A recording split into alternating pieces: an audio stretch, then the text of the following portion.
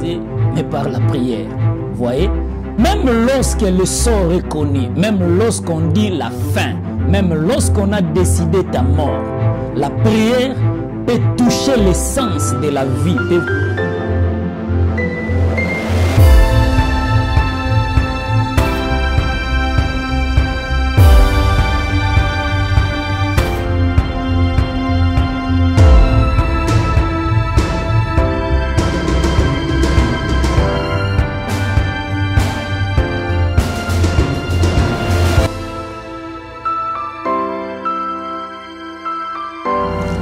Bénédiction de Dieu sur vous et que le Saint-Esprit vous bénisse. Nous parlons de la prière. Je vous propose un texte qui va vous bénir et qui va nous bénir tous.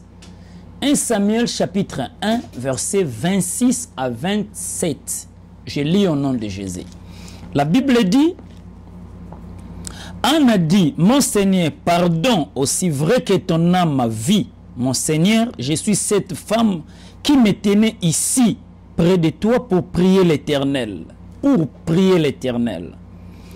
Verset 27. C'est pour cet enfant que j'ai prié l'Éternel et l'Éternel a exaucé la prière que je lui ai adressée. Le problème avec la prière, c'est que Dieu finit toujours par exaucer une prière adressée par lui. La prière est le moyen par lequel nous répandons nos cœurs devant Dieu.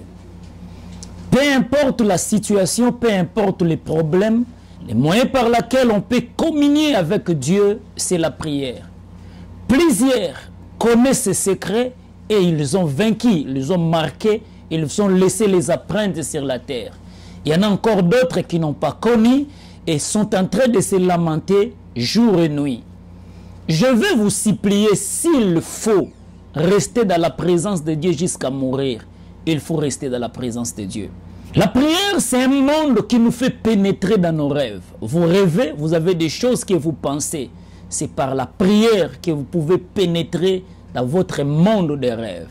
Quelqu'un qui s'agenouille et qui prie le Seigneur, qui voit ses rêves en train de se réaliser, mais par la prière.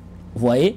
Même lorsque le sort est connu, même lorsqu'on dit la fin, même lorsqu'on a décidé ta mort, la prière peut toucher l'essence de la vie, peut vous amener à la vie, même lorsque les gens parlent de ta fin. On peut encore vivre, même lorsque les gens ont parlé de ta limitation. La prière peut faire en sorte que vous vivez. Même lorsque le sort est connu. Dans la Bible, il y a une personne que le sort a été connu, c'est nomme Pierre. On a décapité la tête de Jacques, on l'a attrapé aussi, on l'a mis dans la prison. Tout le monde savait qu'il va mourir. Mais la Bible dit, l'Église ne cessait d'adresser des prières à Dieu. Donc, peu importe lorsque les docteurs disent que tu vas mourir, tu n'auras pas cet enfant, on n'a pas de matrice, tu n'as pas de matrice, tu ne vas pas concevoir. Peu importe ce que les hommes ont dit vis-à-vis de toi, la prière peut faire en sorte afin que vous touchiez la phase de la possibilité. La prière peut donner la valeur à une vie qui n'avait pas de valeur. La prière peut donner encore une vie qui était amère, peut lui amener de toucher l'essence de la saveur. Vous savez, bien aimé, la chose que je vous promets, c'est la prière. Priez même lorsqu'on dit c'est fini. Priez même lorsqu'on dit qu'il ne se tiendra pas. Priez même lorsque tu es en train de pleurer. Priez même lorsque tu as une mauvaise nouvelle. Priez même lorsque tu dis je sens qu'il y a la mort auprès de moi. Mais il faut prier. L'Église n'a jamais cessé d'adresser des prières à Dieu, mais il connaissait, il savait bien que Pierre va être décapité comme Jacques a été décapité. Mais l'Église a prié. Tu peux prier, tu peux prier. Je répète que tu peux prier afin que le ciel devienne sur la terre. Tu peux prier pour changer le noir de ta vie. Tu peux prier pour que Dieu intervienne. Pourquoi vous voulez un demain, mais vous croisez les mains, vous dormez toute la nuit et vous ne voulez pas prier? Lorsqu'on rêve, il faut mourir dans la prière. En fait, la prière ne te tue pas. La présence de Dieu ne te tue pas, mais la présence de Dieu rend vie à ce qui est sec. Moïse avait le bâton qui était sec. Lorsqu'il a jeté cela dans la présence de Dieu, La présence de Dieu a fait transformer les bâtons secs en un serpent. Donc, même lorsque vous êtes sec, sans promesse, les gens disent que vous êtes inutile.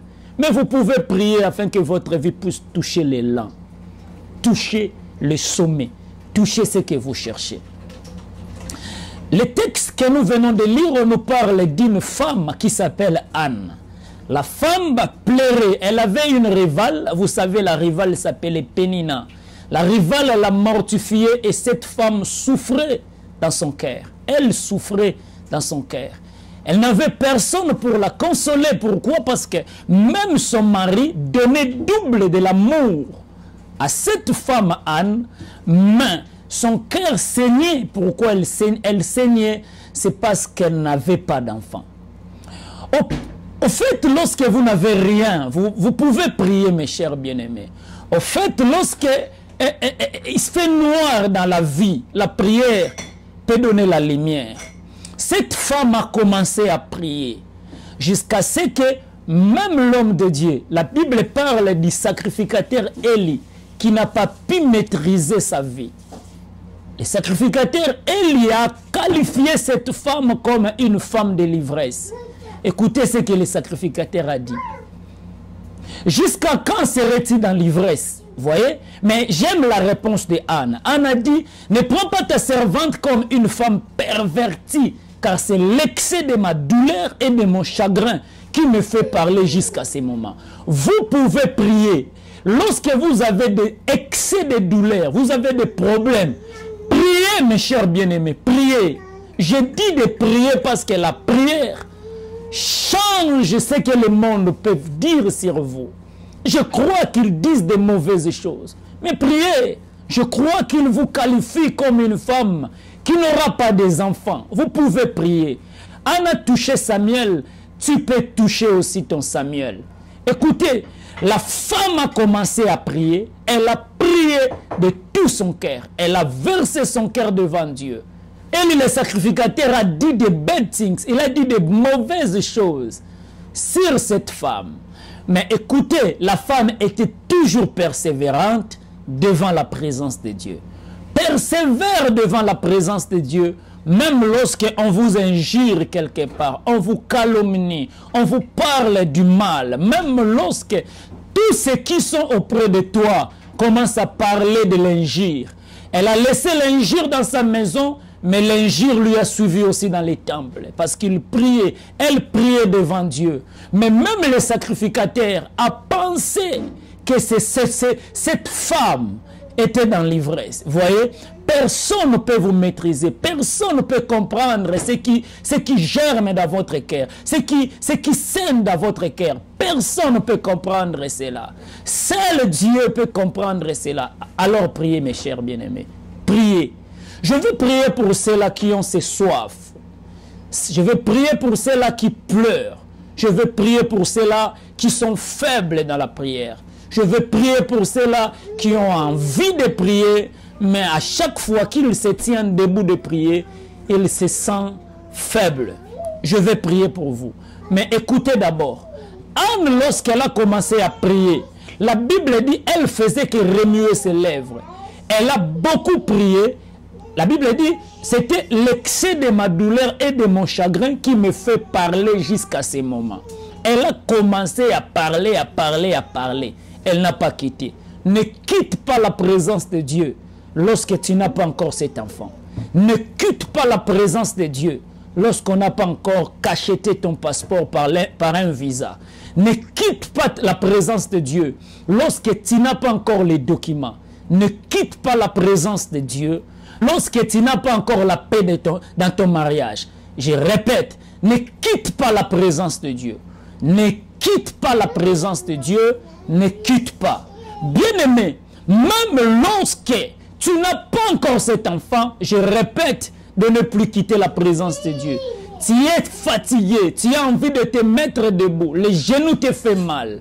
Tu es tellement maigri par de jeûnes et prières. Ne quitte pas. Lorsque Dieu n'a pas encore intervenu, ne quitte pas.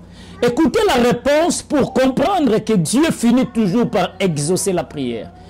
Elle a porté cet enfant dans la présence de Dieu. Écoutez ce que Anne disait devant Élie le sacrificateur. Pardon, le sacrificateur. Elle a demandé d'abord pardon, mais écoutez ce qu'elle a fini par dire. J'étais la personne qui priait ici. Donc, la personne que tu as remarqué chaque jour qu'elle priait, c'était moi. La personne que tu as mis... Il y a des personnes qu'on veut mettre cas. Pourquoi cet enfant prie seulement? Pourquoi cette femme prie beaucoup comme ça? Pourquoi elle ne cesse pas de prier?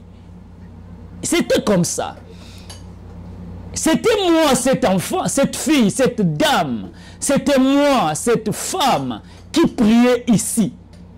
Mais elle a quitté.